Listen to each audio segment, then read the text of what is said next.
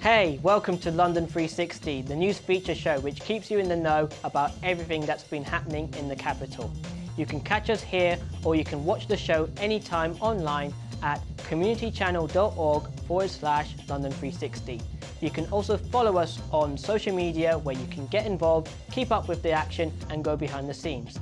Don't go anywhere because coming up we have got some exciting and wonderful stories. Starting from the vibrant and glamorous International Somali Awards to a celebration of the capital's favourite food at the British Kebab Awards. We love to explore the various communities that make up the diverse city that we live in. The Somali community is one which has been contributing to British society for many years. We spoke to members of the community and attended a celebration of their achievements right here in London. Good evening, ladies and gentlemen, and welcome to the International Somali Awards. The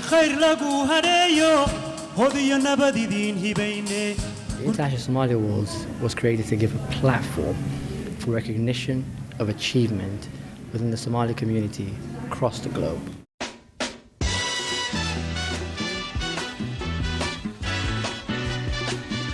Since the British colonisation of Somaliland in 1897, there has been a continuous pattern of migration. In the 19th century, a lot of Somalis came as seamen and merchants. In the Second World War, we saw a second wave of people come in as part of the Royal Navy. In the 80s and the 90s, we saw the huge influx of migrants fleeing the civil war in Somalia. International Somali Awards, we hope will capture the true essence and spirit of the Somali people. The 2011 census recorded just over 101,000 people living in the UK who had been born in Somalia. But yet, the Somali community is still one that is associated with stereotypes and issues surrounding representation. Things like, Somali got pirates, Somalis live on benefit and they don't work hard. And personally, I find that very offensive because I'm not lazy, neither are my parents. We have been hardworking, we don't live on benefits. You're assumed to be unintelligent, but that's not the case. There were many people who came here with skills that have had professional jobs when they came here, but because of the lack of language, they couldn't transfer those skills over. And I think that's a missed opportunity. Experiences of Somali identity and belonging differed between those born in the UK and those who arrived in the UK as young children or adults. People see you, they see your brown face and you're not indigenous, whatever that means to the country, but also if you go back home having not lived there, you're not seen as part of that community. You have an accent when you speak, or you don't even speak the language. As a result of Somali migration to the UK, the young generation are taking different steps to get their voices heard. The new generation of the Somali community, we try to integrate more compared to our parents, because our parents are, most of them are first generation to come to the UK. The older generation, because they had so many challenges to face and, also contributing to back home, giving back to the community back home in Somalia, they didn't get as much opportunity as we did. My mum's from Sweden and white and British, and my dad is Somali, but I was raised by my mum, so I haven't been raised technically as a Somali. This event alone is something massive for the Somali community, and I think it's a beautiful thing, and I can't wait for more. Nights like this prove that we are getting to where we want to be. We are more integrating, we are working. The biggest barrier of integration has been lifted as a result of the hard ban in UK. When there is a specific person you can look after and then look into and try to emulate, then when you look to Barack Obama or someone from a distance. On occasions like this, that I am most proud to call myself a Somali. Somalia Hanolato. It means Somalia, live long.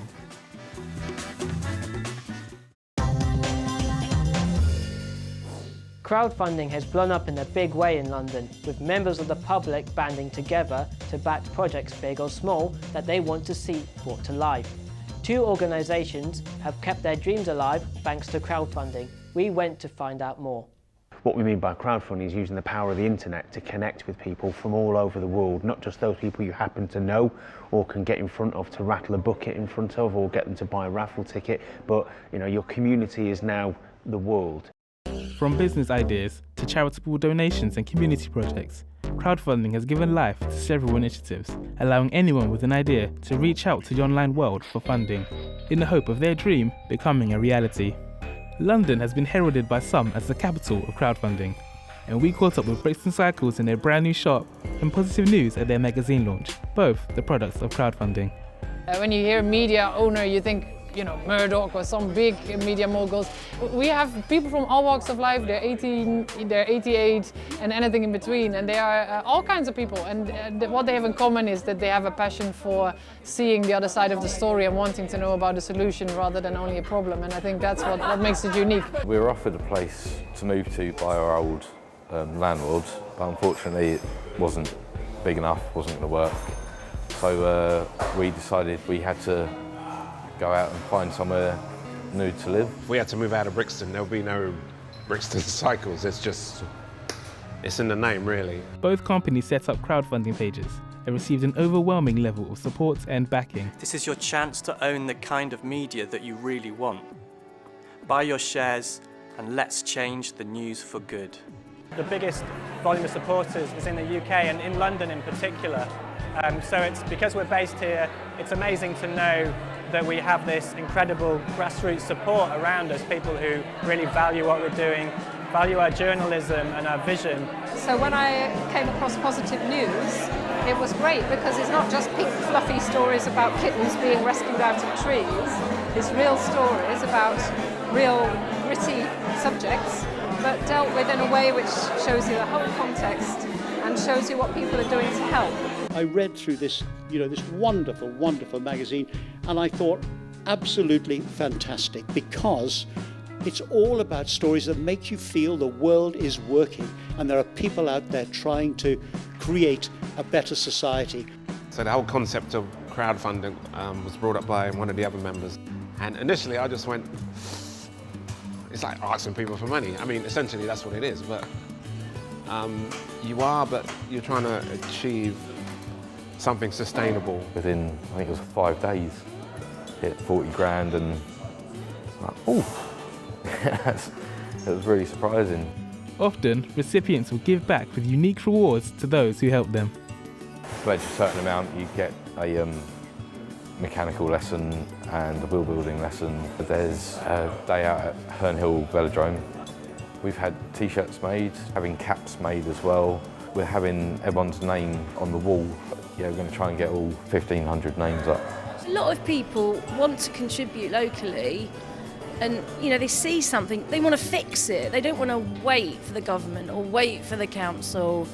If you can get £10,000 together, you can do a lot to a very small patch of grass, for example, or create an amazing shop like this where everyone wants to come in. If it weren't for the 1,500, we wouldn't be moving on right now. So if it weren't for people, there would be no Brixton Cycles, basically, so thank you.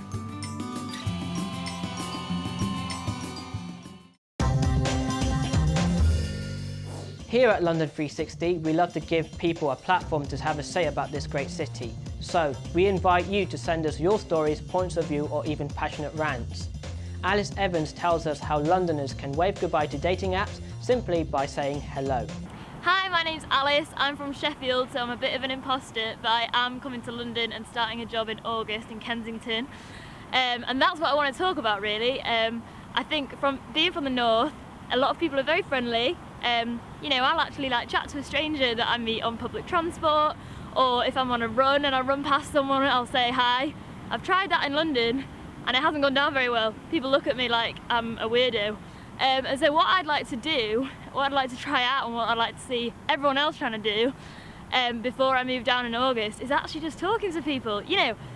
So many people do online dating as a way of trying to meet people. Lambeth in South London is actually the neighbourhood in the UK with the highest percentage of single people. So, if there's loads of people out there in London that want to meet other people, they're all there in the public transport on your way to work. You can meet those people, just say hello. It's a little bit scary, but I think everyone should do something that scares them once a day, and that's a good way to get through life. So try it, say hello to the next person that's a stranger. Coming up after the break, we attend the Bear Lit Festival, celebrating writers and poets of colour, and find out how one local radio station is giving back to its community.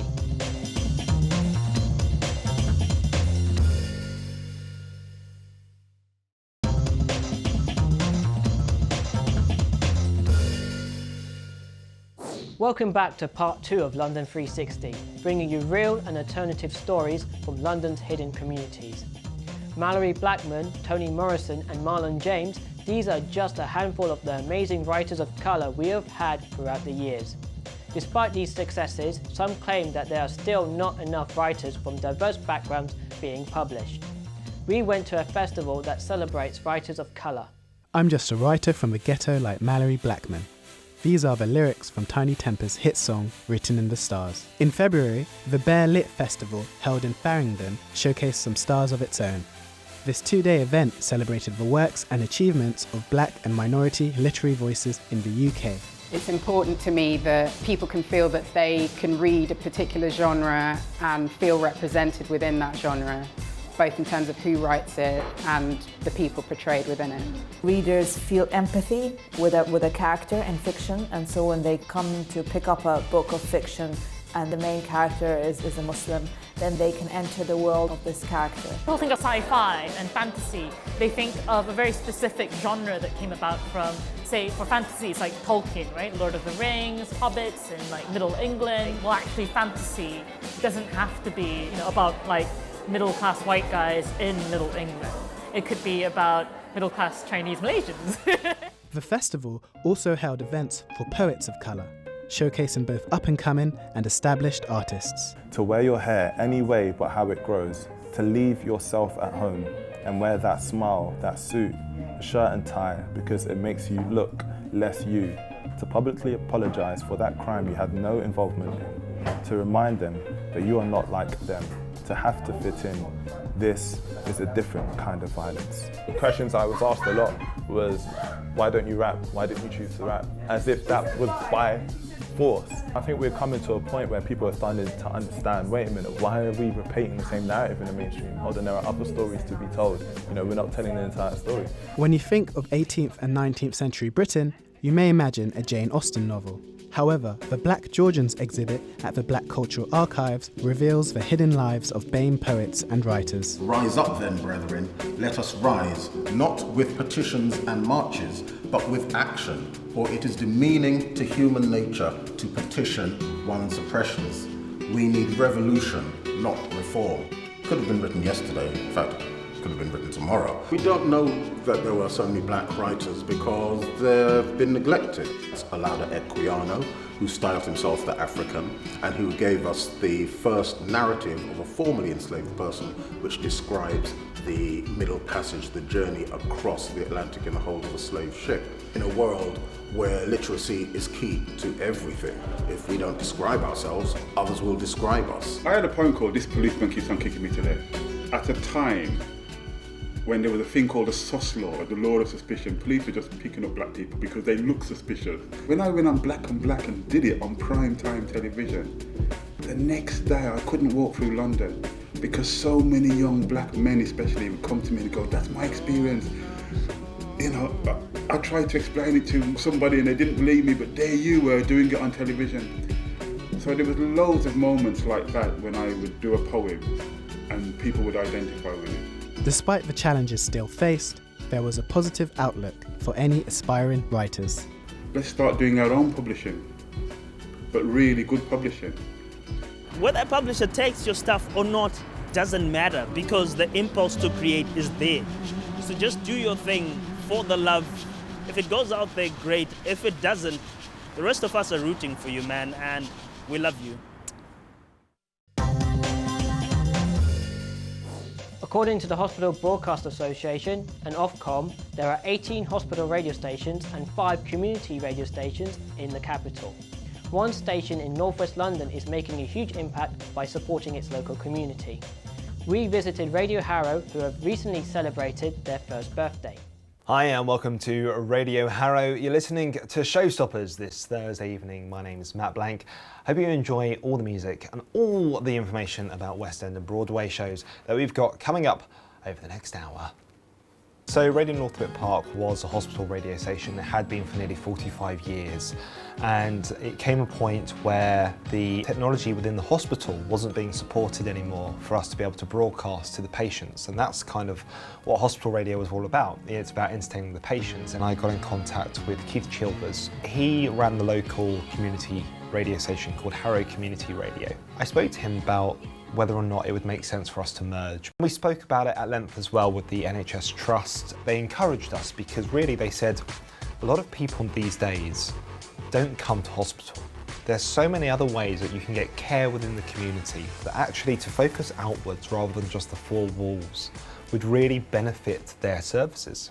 According to the charity, there are roughly 150 volunteers at the station. Here at Radio Harrow, we don't discriminate against anyone. The only thing that you have to do to be able to join the station is be 16. That's it. We cater for everyone. It's not really a members exclusive club. Not everyone is comfortable doing radio. Some people don't like it at all. Some people are just like, you know what, I'm gonna stay off air. I don't really want to do this. It's not really for me. But what I will do is go up and visit the patients and be a befriender and, you know, help out at events and so on and so forth. And that's fine too. The radio station focuses on health and well-being for the local communities of not just Harrow, but also the boroughs of Brent and Ealing. We dedicate an hour every week, so 7 hours a week, just solely for the patients. It's the Patients Hour on Radio Harrow. When I was a teenager and I was about like 12, 13 years old, and I fancied this girl, and I met her in a mixtape, and I was so embarrassed to give her it. She was in the back of a car, her mum's car. I threw it. It cut her head. I kid you not. What was the song? Oh, it started with Everything I Do For You by Brian Adams. If I could sum up my experience at Radio Harrow in 3 words, I think it would be inspiring, humbling and rewarding. And I'd say that's because not only do you give back to the community, but you also have that sense of self-worth and belonging. And you hear a lot of great stories. We once had a guy that used to be part of the mafia, and that was pretty fun. You're listening to Beats, Jams and Vibes here on Radio Harrow. My name is Miles, and for the next 2 hours, I'll be taking you on a musical journey. Everything from house to dance to electronic to everything under the sun and more that's gonna make your body groove. Each year, the Hospital Broadcasting Association hosts an awards ceremony from a different part of the country. I think it's great that people get recognised, and it gives an opportunity for people involved in local stations, wherever they are in the country, to be able to see how they're doing against colleagues elsewhere in the country.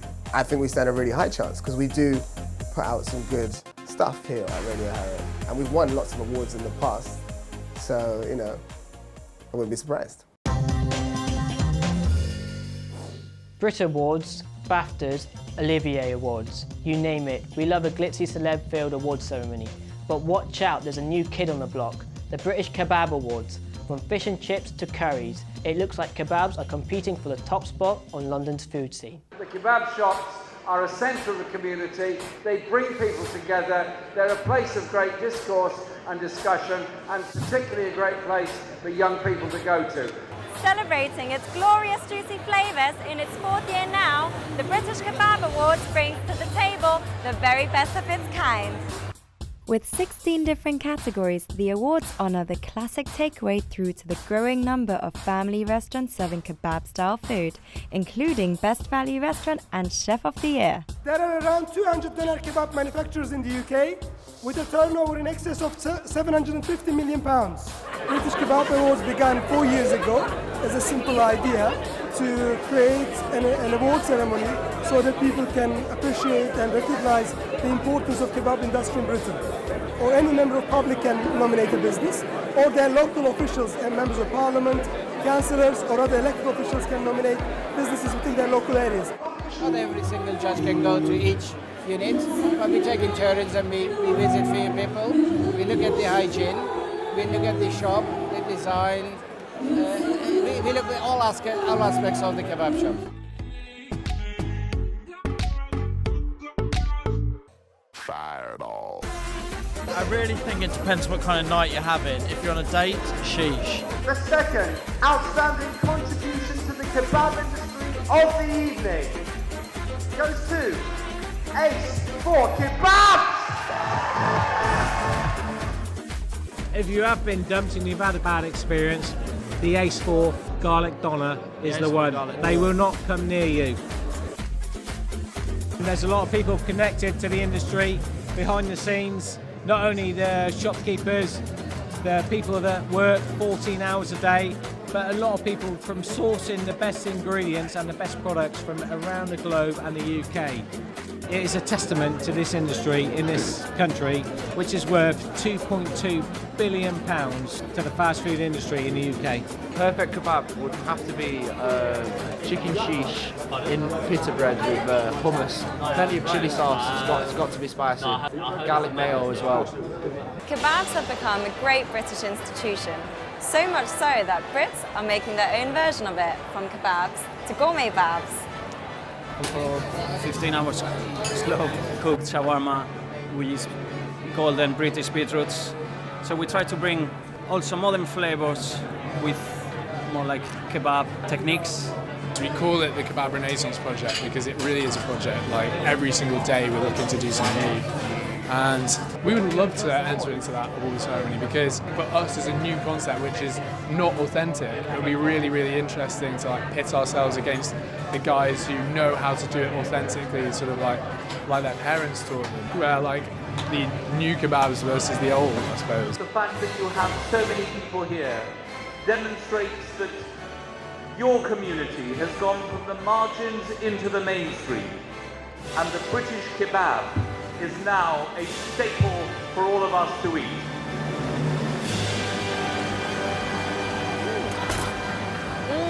Chili sauce or rodo meat, anyone? That's it for this week. We hope you enjoyed the show. Want to find out more about any of the stories featured? Then head over to communitychannel.org/London360.